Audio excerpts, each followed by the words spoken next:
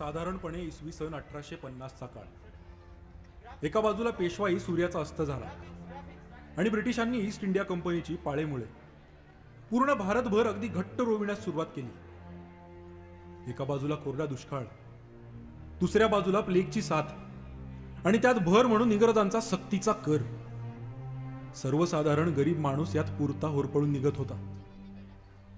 मान सन्मान इमान जणू काही सर्वांनी ब्रिटिशांकडे गहाणच ठेवला होता। छोटे मोठे बंड होत होते, पण त्याचा ब्रिटिश हुकुमशाहीला काहीच फरक पडत नव्हता। पण अशातच त्या कोकणातल्या सिंधुदुर्गात एक आशेचा किरण आपलं प्राथमिक शिक्षण घेत होता। केशवा, अरे केशवा, या शेंगा कुणी खाल्ल्या? बरं, खाल्ल्या ते खाल्ल्या, गाढवांनो टरफले सुद्धा इथंच टाकलीत। तुमच्या तीर्थरूपांनी हेच संस्कार केलेत का? केशवा, पहिल्यांदा उठ आणि ती टरफले उचल, नाहीतर वर्गाच्या बाहेर चालता हो बरं। गुरुजी, मी शेंगा खाल्ल्या नाहीत, मी टरफले उचलणार नाही। भले तुम्ही मला वर्गातूनही बाहेर काढले तरी बेहतर। बापरे, बाळाचे पाय पाळण्यात दिसतात ते यालाच म्हणतात बरं। बाळ हळूहळू मोठा होत होता। तो अभ्यासात निपुण होताच, पण त्याचबरोबर आपल्या शिक्षणाचा वापर करून समाजातील सर्व घटकांचाच नव्हे तर संपूर्ण हिंदुस्थानाला ब्रिटिश राजवटीतून मुक्त करण्याच्या एकाच ध्यासाने सर्वतोपरी प्रयत्नही करीत होता। स्वराज्य हा माझा जन्मसिद्ध हक्क आहे आणि तो मी मिळवणारच। आपल्या शिक्षणाचा, कौशल्यतेचा जास्तीत जास्त फायदा आपल्या देशाला करून दिला तरच आणि तरच हिंदुस्थानाची प्रगती शक्य आहे। आपल्या देशातील शाळा, कॉलेज ही नोकरी शोधणाऱ्या गुलामांनी भरून जाता कामा नयेत, तर राष्ट्रप्रेमाने भारावून जाणारे तरुण त्यातून तयार झाले पाहिजेत। खूप झाल्या योजना, खूप झाले विचार, आता त्या योजना प्रत्यक्ष राबवण्याची वेळ आली आहे। गडाचे दोर केव्हाच कापून टाकलेत, आता एकतर मारा नाहीतर मरा। आणि असंच जर असेल तर मग माराच।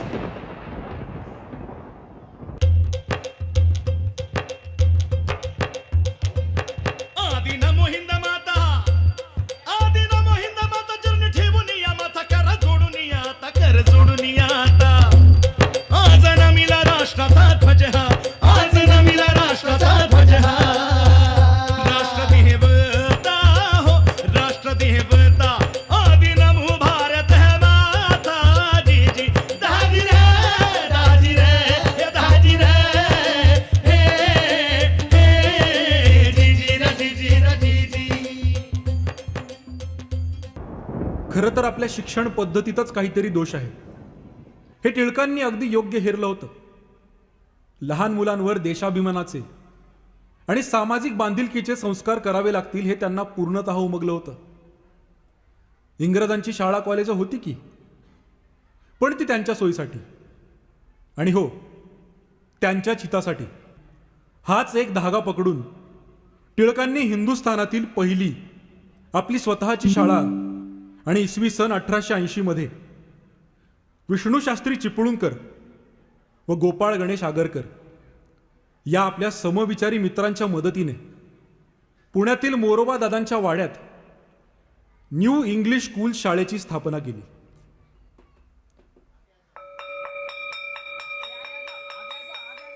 मुलांनो, आता आपण गुरुत्वाकर्षणाचे नियम पाहिले, मग मला सांगा, सफरचंद झाडावरून खालीच का पडते बरं? आकाशाकडे का नाही जात? गुरुजी, कायम पृथ्वीच्या गर्भामध्ये एक चुंबकीय शक्ती असते। बळवंतराव, अहो बळवंतराव, लॉर्ड रे साहेब आलेत। मग अहो, हे मोठे शिक्षण अधिकारी आहेत। हा माझा वर्ग आहे आणि माझ्या वर्गात कुणी यायचं हे मी ठरवीन। खरं तर शाळेच्या बाहेर एक पाटीच लावणार आहे मी। Dogs and British not allowed. Kesari घ्या केसरी, टिळकांचे विचार वाचा। केसरी घ्या केसरी.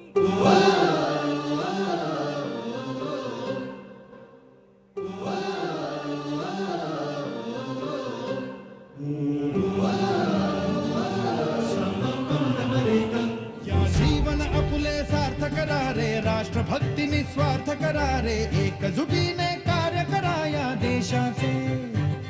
या साथी बना अनसाथ करा रे, मातृभूमी ही आज पुकारे. जागृत होऊन कंकण बांधू दिवस रात्र झटण्याचे. मातेच्या पायाशी हे अर्पण प्राणाचे, फेडूया ऋण आम्हा हा जन्म लाभला त्याचे. घेऊ हे ब्रिद हाती असे तू सिंधू नव हिंदुस्थानाचे.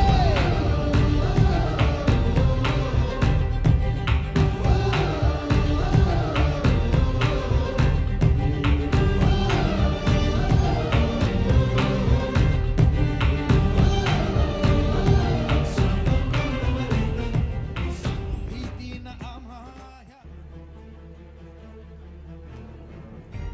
आव्हानांचा डोंगर सरता सरत नव्हता. जीवाचं रान करूनही अखंड भारताचं स्वप्न सत्यात उतरेल असा दूर दूरपर्यंत साधा आशेचा किरण सुद्धा दिसत नव्हता. कारण हे आपले स्वकीयच इंग्रजांचे पाय चेपण्यात स्वतःला धन्य मानत होते. पण टिळक मात्र शांत बसणाऱ्यातले मुळीच नव्हते. तरुण पिढीला एकत्र आणून आपल्या देश स्वातंत्र्याच्या विचारांची देवाणघेवाण करण्यासाठी त्यांना एक मंच सापडला, आणि तो म्हणजे हा असा.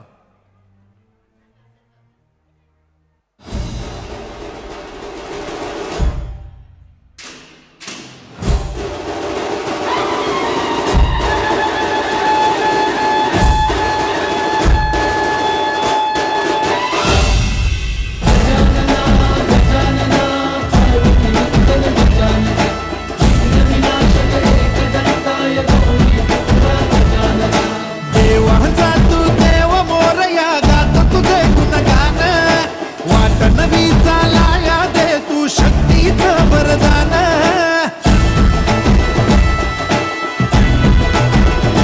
हे देवाचा तू देव मोरया, गात तुझे गुणगान.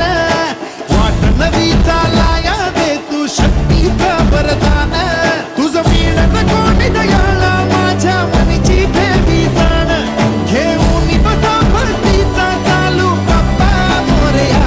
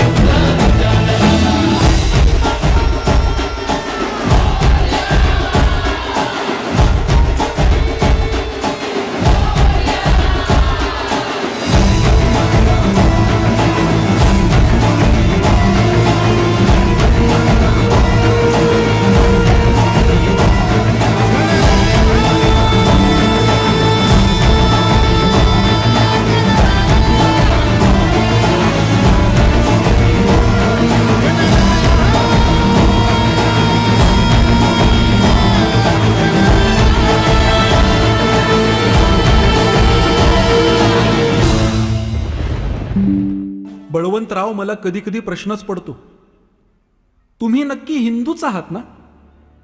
नाही म्हणजे तुम्ही गाभाऱ्यातल्या श्री गणेशाला थेट रस्त्यावर आणून शिक्षा केल्यासारखा उभा केलात आणि त्याचा हा उत्सवही केलात की.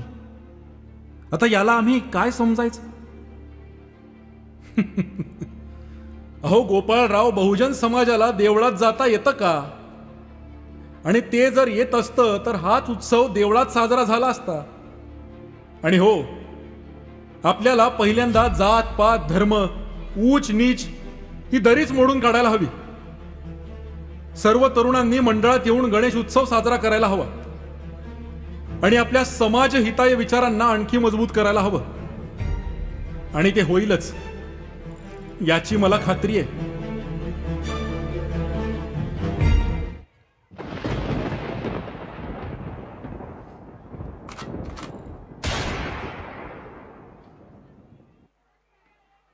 अहो गणपती गणपती नवसाला पावला आणि गणेश खिंडीत चाफेकर बंधूंनी ब्रिटिश गव्हर्नर रँडचा वध केला. ब्रिटिश सत्तेच्या पायाखालची जणू जमीनच सरकली. इंग्रजी साम्राज्याला खणखणीत चपराक बसली. त्यांना नुसते तारेच नाहीत तर संपूर्ण ब्रह्मांड दिसायला लागले. ब्रिटिशांना इथूनच चाहूल लागली की हिंदुस्थानातील आपले साम्राज्य काही जास्त काळ टिकायचं नाही. चाफेकर बंधू बरोबर इतर क्रांतिकारी आणि जहाल मतवादी नेत्यांना दिसतील तिथून उचलण्याचे आदेश देण्यात आले. चाफेकर बंधूंनी केलेलं कृत्य हे केसरीतून जहाल मते मांडण्याचा परिणाम आहे म्हणून टिळकांवर कोर्टामध्ये खटला भरण्यात आला आणि त्यांची रवानगी मंडालेच्या तुरुंगात करण्यात आली.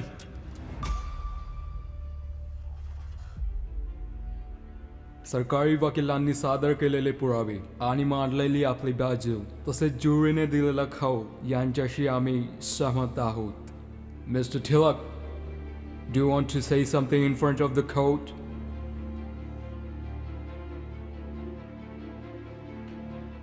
मला एवढंच म्हणायचंय की ज्युरीनी जरी मला दोषी ठरवलं असलं तरी मी निर्दोष आहे. माणसाचं आणि राष्ट्राचं भवितव्य नियंत्रण करणाऱ्या या न्यायव्यवस्थेपेक्षाही उच्चतम अशा शक्त्या आहेत आणि त्या परमेश्वराची अशी इच्छा असावी की मी स्वतंत्र असण्यापेक्षा बंदिवासात राहून माझ्या अंगीकृत कार्याला ऊर्जितावस्था द्यावी. कितीही संकटे आली, आभाळ जरी कोसळलं तरी त्यावर पाय ठेवून उभा राहील मी. शेवटच्या श्वासापर्यंत माझ्या मातृभूमीला या जुलमी ब्रिटिश राजवटीतून मुक्त केल्याशिवाय मी काही शांत बसणार नाही. कारण स्वराज्य हा माझा जन्मसिद्ध हक्क आहे आणि तो मी मिळवणारच. जय हिंद.